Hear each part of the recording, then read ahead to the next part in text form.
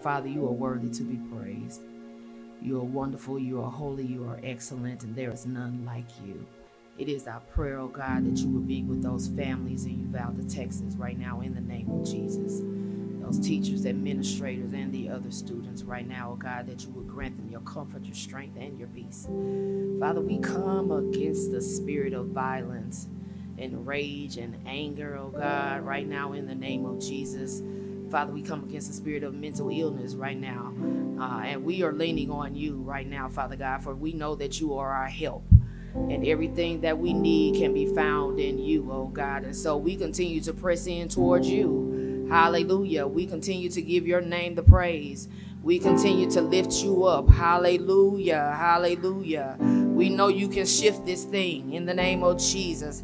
And we are leaning and dependent on you, oh God. In the name of Jesus, we pray. Amen. Amen.